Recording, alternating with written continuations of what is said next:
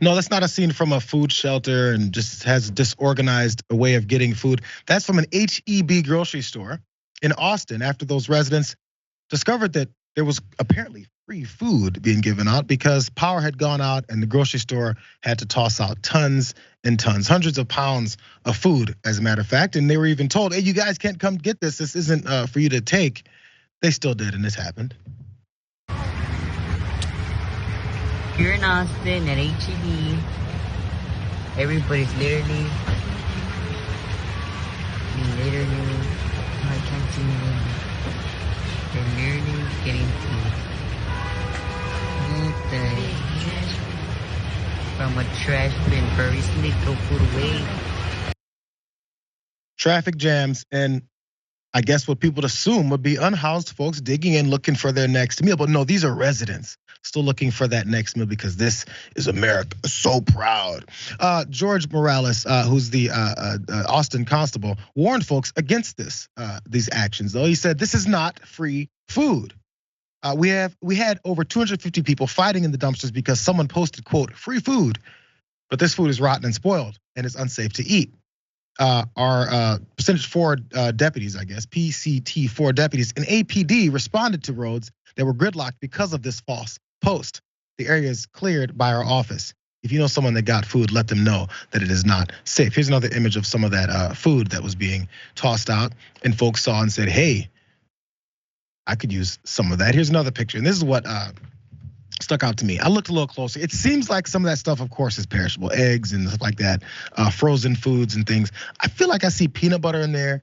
I feel like I see boxed foods in there, which I don't know if those are refrigerated. Maybe certain ones are. Is that Atkins diet? Things like that were still in it, but they had to get tossed out for whatever reasons, for the safety of the grocery store and what they have to sell versus not sell for safety reasons. So of course, people jumped all over it. This, of course, came because of the storm that was going down there in Texas in the Austin area and destroyed this power here. A little bit more on that, Jess, 1 second. Because 5 days after that winter storm brought ice to that area, more than 50,000 Austin Energy customers were still without power by Saturday evening. And the city-owned utility had no estimate on when power would be fully restored. Frozen lines and trees was part of the disaster this time, not like before when Cancun Ted took off to go bask in the sun.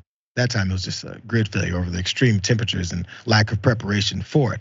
This was something else, which maybe leads to some other kinds of solutions, which I'd have some thoughts on, Jess. But first, I guess there's a shortage here. And instead of us discovering how bad this is and why people react this way, we go, hey, you guys stop it. Yeah, the police is preventing people from getting food from a dumpster in the greatest country in the world. Something's not right, it's pretty clear.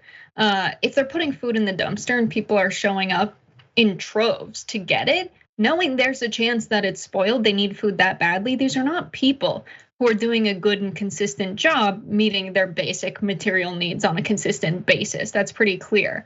And when we predict times of recession using things like gross domestic product, which is a measure of productivity, but it doesn't really tell us anything about how the goods and services we produce are distributed within the public. And wages have been stagnant since the 70s. Not only that, but since the beginning of the pandemic, we've seen corporations raise prices with 53% of that per unit cost contributed to by profit increases. It's not going to workers, it's not going to additional input costs. They're literally price gouging the public. And then the police isn't forcing them from being able to take food from a dumpster. Like, it's absolutely insane how much the working class is being squeezed from both sides, getting less wages and having to pay higher prices. The consequence is people are willing to eat food from a literal dumpster. Something's gotta give. It's a bit of a reoccurring thing because you may see restaurants throw out food at the end of the night. That's such a regular thing. And if there's folks that need it, they'd rather not give it to them because of the possibility of they're not gonna show up every night. Like some roaches showing up to get some food, but they'd rather waste it. And again, I've noticed significant changes in grocery prices, like significant, double on some certain things as of like from a year or two ago, even when they slowly creaked up. So if you think about it that way, this was my thought process. Giving away, throwing out food at this rate is okay. I mean, I guess, insurance or whatever else that they can do to recoup the costs. But when they have to raise those prices, and as you pointed out, Jess, those prices and those differences in amounts don't go to workers, don't go to making the folks who work for you have a better life. it actually goes to just more money to the top. But we'll write it off as just inflation and they forced me to do this. But in reality, when things like this have to happen, I mean, are they crying about it? Are they very upset? Because there's some recourse for them there. It's just, it depends on what's important to folks. And it's pretty obvious what's not important to us is other folks and apparently your customers. Maybe come back next time. This is the way that we think in this capitalistic society.